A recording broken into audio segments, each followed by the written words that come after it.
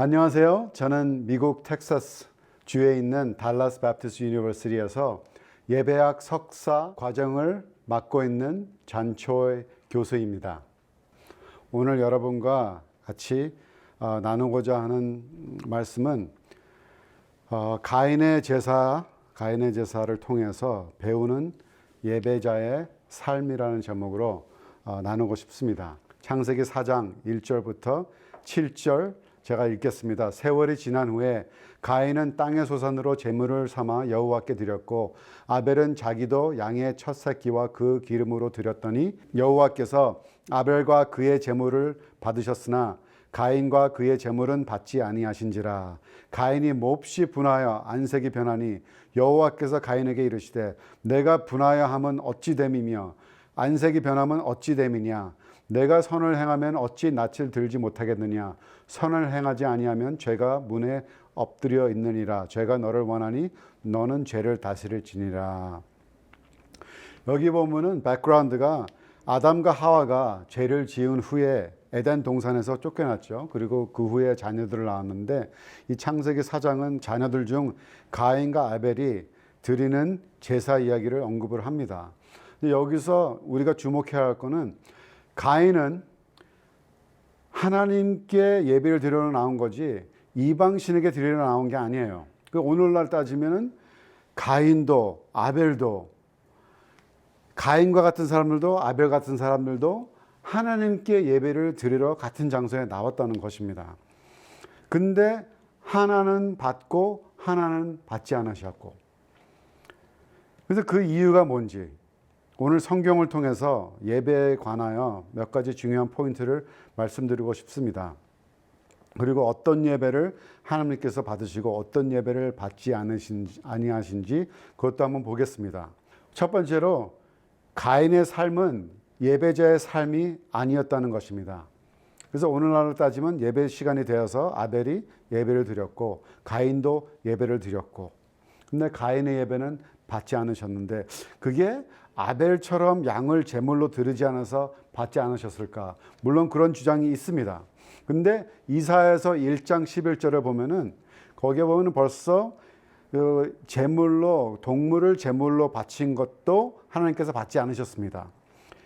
이사야서 1장 11절 보니까 여호와께서 말씀하시되 너희의 무수한 제물이 내게 무엇이 유익하느뇨. 나는 수양의 번제와 살찐 짐승의 기름에 배불렀고 나는 수송아지나 어린 양이나 수염소의 피를 기뻐하지 아니하노라. 딱 나와 있습니다. 그러면 예배를 그럼 건성으로 드려서, 물론 아벨은 첫 열매를 드렸는데 가인은 첫 열매를 드렸다는 말이 없습니다. 그럼 더 깊은 이유가 있죠. 창세기 4장 7절에 보니까 거기에 하나님께서 가인의 예배를 받지 않으신 이유를 말씀하셨습니다. 보니까 내가 선을 행하면 여기 선을 행하니 내가 착한 일을 하면이 그런 뜻이 아니고 if you do what is right. 그러니까 옳은 일이죠. 옳은 일이 있고 그러면 그릇된 일이 있다는 거예요. 그래서 옳은 일을 하면은 옳은 사람이 되는 거고 그릇된 일을 하면 그릇된 사람이 되는 거죠. 그래서 여기서 doing if you do what is right, 하나님께서 분명히 가인에게 이 말씀을 하십니다. 딱 지적을 합니다. 가인은 분명히 하나님께 예배를 드려 나왔죠. 이방신이 아니고.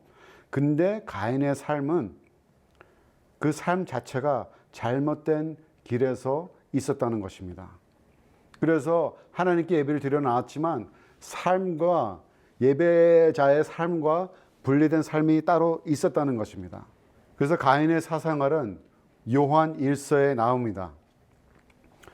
요한 1서 3장 12절 보니까 가인같이 하지 말라 딱 나옵니다. 저는 악한 자에게 속하여 그 아우를 죽였으니 어찐 영구로 죽였느뇨. 딱 이유가 나옵니다. 왜 아우까지 죽였나? 자기의 행위는 악하고 그 own actions were evil. 그러니까 액션이 그릇됐으니까 그런 액션, 그런 삶으로 주님께 나와서 예배 드리니까 하나님께서 그거를 리젝트 하신 거죠. 그 유다서에서는 이 더 자세하게 가인의 삶을 언급해 주고 있습니다. 어떻게 언급하냐? 가인의 삶과 다른 두 악한 삶을 비교를 합니다. 그래서 유다서 11절 보니까 화 있을진저 이 사람들이여, 이 악한 사람들이죠. 가인의 길에 행하였으며, 딱 나옵니다. 가인의 길. 그게 바로 그 actions were evil, 그 악한 행위죠. 가인의 길. 그 다음에 삭슬 위하여 발람의 어그러진 길로 몰려갔으며, 그래서 발람의 어그러진 길이 나옵니다. 그리고 고라의 패역을 쫓아 멸망하였도다. 멸망을 받았도다. 고라의 패역이 나옵니다. 그러면 가인의 길, 발람의 어그러진 길, 이 고라의 패역, 이 세 가지를 비교해 봅니다. 가인의 길은 우리가 벌써 알죠. 그 악한 길. 그럼 발람의 어그러진 길은 뭐냐? 발람의 스토리는 민수기서 22장부터 24장에 나옵니다.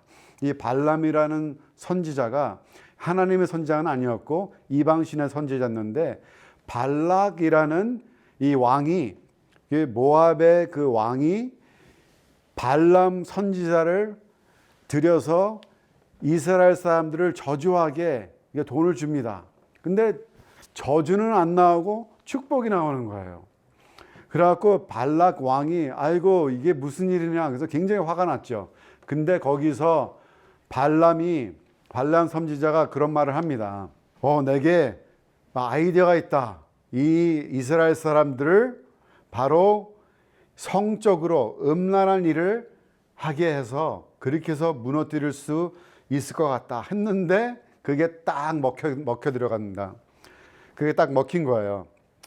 그래서 그 결과 수많은 이스라엘 사람들이 멸망을 당했습니다. 이 성경의 민수기에서 보면은, 민수기에서 첫 번째 거기 인구조사가 나오고, 광야 생활 40년 광야 생활 후에 또 두 번째 인구조사가 나옵니다. 거기 보면은 루벤 지파부터 쭉 해서 납탈리 지파까지 쭉 나와요.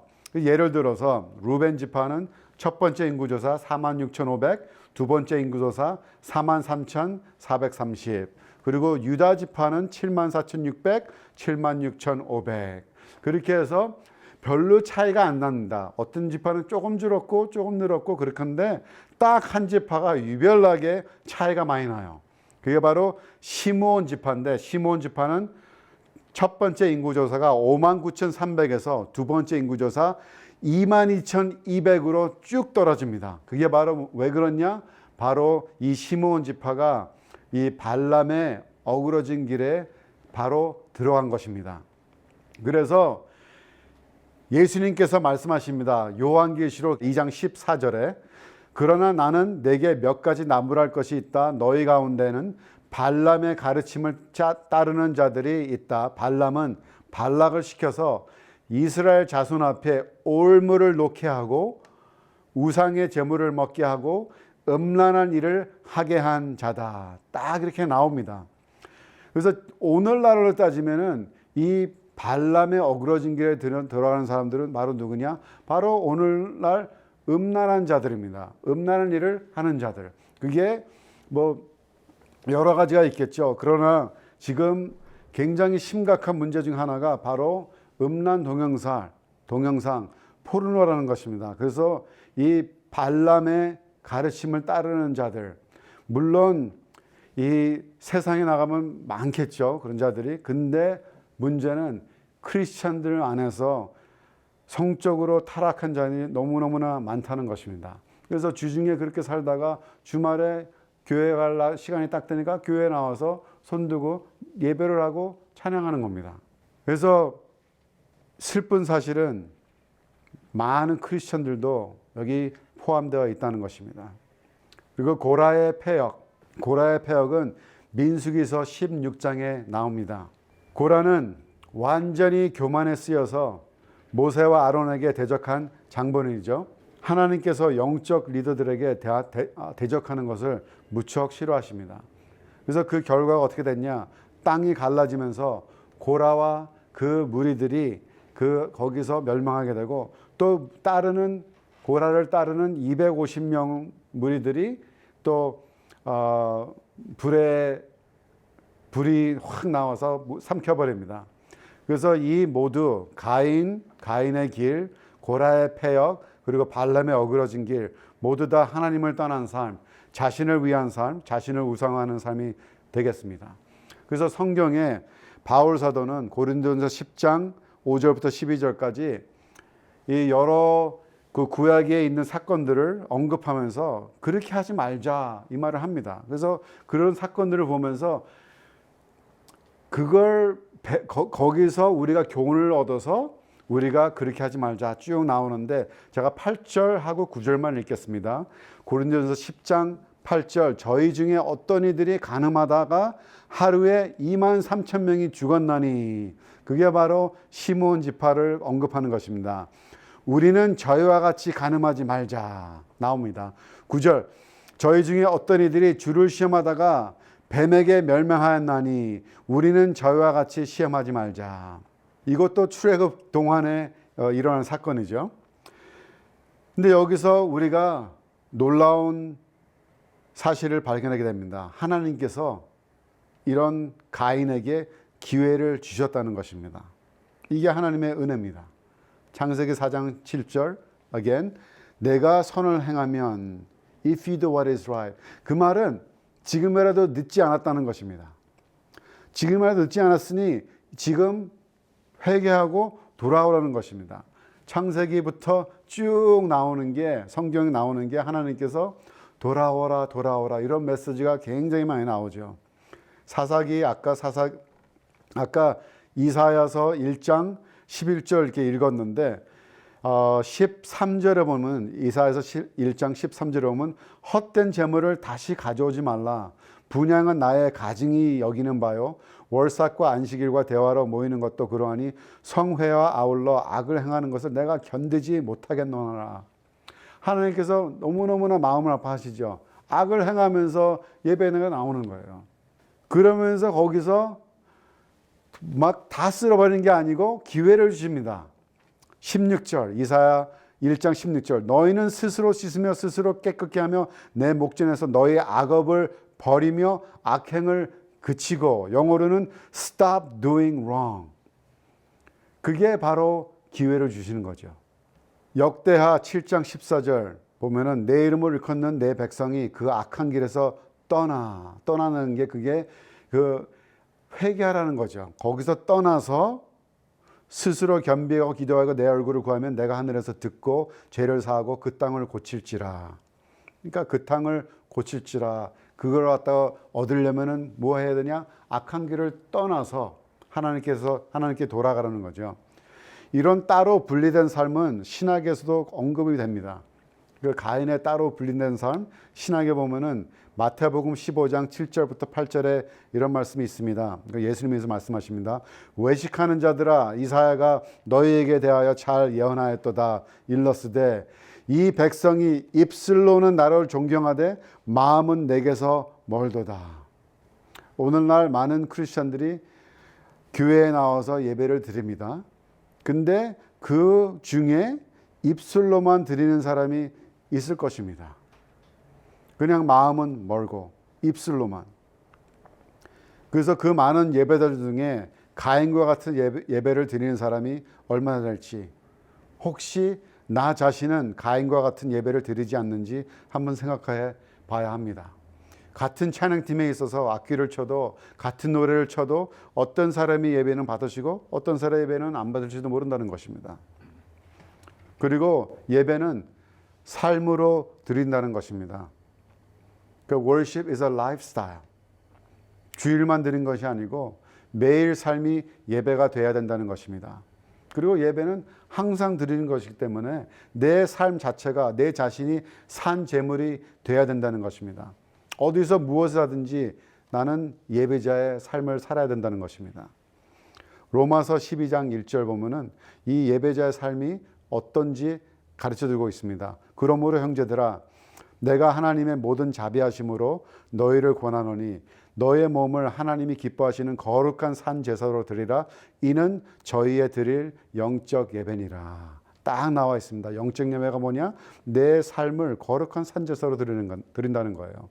바로 내 직장, 일터, 사업 이런 것이 다 예배가 돼야 된다는 것입니다. 창세기 2장 15절에 이런 말씀이 있습니다. 여호와 하나님이 그 사람을 이끌어 에덴 동산에 두사 그것을 다스리며 지키게 하시고, 거기 보면은 The Lord God took the man and put him in the garden of Eden to work it. 그게 이제 다스리며, 근데 그 work이라는 단어가 오리지널 그 원어로 보면은 아바드라는 단어입니다. 그 아바드는 그가 에덴 동산에서 work하는 거죠. 그게 아바드입니다. 근데 출애굽기 8장 1절에 보면은 이런 말씀이 있어요. 주님께서 모세에게 말씀하셨습니다. 너는 바로에게 가서 그에게 이르기를 나의 백성을 보내라. 그들이 나를 예배할 수 있게 하라. 그 예배라는 단어가 그것도 아바드입니다. 그래서 Let my people go so that they may worship me. 하나님께서 그렇게 말씀하시죠.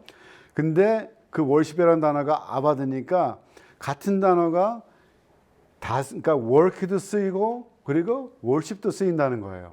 그 말은 무슨 말이냐? 내가 work하는 자체가 하나님께 예배가 되는 거고, 내가 노래 주일날 그것만이 예배가 아닌다는 거죠. 그게 삶 자체가 예배가 돼야 된다는 것입니다. 출애굽기 3장 5절 보면은 이런 말씀이 있습니다. 하나님이 가라사대 이리로 가까이 하지 말라. 너의 선 곳은 거룩한 땅이니 내 발에서 신을 벗으라. 그 거룩한 땅이 그때 템플이 아니었습니다. 그때 그 성막이 아니었었어요. 거룩한 땅, 여기서 말한 거룩한 땅은 거기에 그 사막이었습니다. 근데 하나님이 임재하시는 곳이니까 그게 거룩한 땅이 되는 거예요. 신약에 보면은 우리 크리스천들은 안에 성령님이 계십니다. 성령님이 계시니까 우리가 어딜 가든 간 성령님이 함께 하시죠. 그래서 어딜 가는 간 성령님이 동행하시니까 내가 선 땅이 거룩한 땅이 되는 겁니다. 그렇다고 교회 출석은 중요하지 않다는 것이 아닙니다. 주일 성수 절대로 중요하죠. 하나님께서 교회에 주신 사명이 있기 때문에요. 그리고 그 공동체를 통해서 내 신앙이 자랍니다. 공동체를 떠나서는 절대로 신앙이 자라지 않습니다. 그러나 예배자로서 교회에서만 예배가 드리는 게 아니고, 예배자로서 어디 가든 예배자가 가는 곳에서 그곳이 성스럽다는 것입니다. 그래서 주일 예배와 주중 삶을 분리하면 안 됩니다. 고린도전서 10장 31절 너희가 먹든지 마시든지 무엇을 하든지 다 하나님의 영광을 위하여 하라. 그러니까 저희가 무엇을 마시든지 먹든지 뭐든지 하나님의 영광에서 하는 거니까 우리 모든 것을 할 때 하나님께 예배가 되는 것입니다. 그 진정한 예배는 정말 하나님의 마음을 감동시킵니다. 창세기 8장 20절부터 21절에 보면은 노아가 하나님께 제단을 쌓고 월십하는 장면이 나옵니다. 근데 그 월십했을 때 하나님께서 어떻게 반응하셨냐? 21절 보니까 여호와께서 그 향기를 흠향하시고, 그 정말 스윗 어로마가 된 거죠. 그래서 이 예배 너무너무 냄새 좋다. 그렇게 반응하신 거예요. 그래서 하나님께서 노아의 예배를 그렇게 기쁘게 받으신 이유가 무엇인가? 저는 노아의 삶과 연결돼 있다고 봅니다. 왜요? 창세기 6장 9절에 보니까 노아의 사적은 이러하니라. 노아는 의인이요 당세의 완전한 자라. 그가 하나님과 동행하였으며, 딱 나옵니다. 하나님과 동행하였으며 딱 나오니까 하나님과 동행하는 삶을 살다가 이제 방주에 들어가죠. 방주에 들어서 비가 그치고 나서 나중에 방주에서 나왔을 때 제일 먼저 한 일이 하나님께 제단을 쌓고 하나님께 제사를 드립니다. 하나님께 월십을 드립니다. 그때 하나님께서 그거 한 행위 때문에 좋다가 아니라 여호와와 동행을 함께 동행하는 삶을 살았기 때문에 저는 그렇게 봅니다. 그리고 그래서 하나님과 동행하는 삶 전체 그 자체가 진정한 예배가 되는 거죠. 그런 삶으로 예배를 드릴 때 하나님의 마음을 감동시키는 것입니다. 제가 마지막으로 말씀드리고 싶은 거는 우리가 하나님께 영광을 돌리길 원하죠. 하나님께 영광을 돌리다.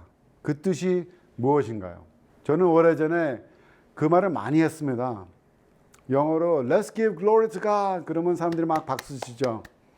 그리고 한국말로도 하나님께 영광의 박수 돌립시다. 그러면 이제 박수 치죠. 근데 영광이라는 뜻을 몰랐습니다. 솔직히. 좀 창피한 일이지만 오래전에는 그 영광의 뜻을 모르고 막 말을 한 것 같아요. 굉장히 아주 라이트하게. 근데 영광이라는 뜻을 알고 나서는 정말 그게 마음이 아프더라고요. 제가 그 말을 아주 그냥 헤프게 막 써왔던 그런 마음이요. 영광이라는 뜻이 그 무게라는 뜻입니다. 무게. 아주 무겁다. 그래서 하나님께 영광을 돌리다. 그 뜻은 하나님께 무게를 두다. 그런 뜻이 되겠죠. 그 무게를 두다는 그 뜻은 몸과 마음으로 다 어텐션을 준다 이거죠.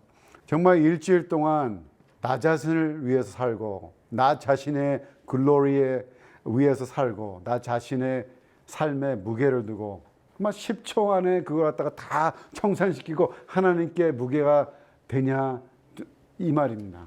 하나님께 무게를 두는 예배가 바로 우리 삶이 돼야 된다는 것입니다. 그래서 매주 주말만이 아닌 매일매일 무엇을 하든지 어디에 있든지 하나님을 기쁘게 해드리는 예배자의 삶을 사는 저와 여러분이 되시길 바랍니다. 오늘은 여기까지 마치겠습니다. 감사합니다.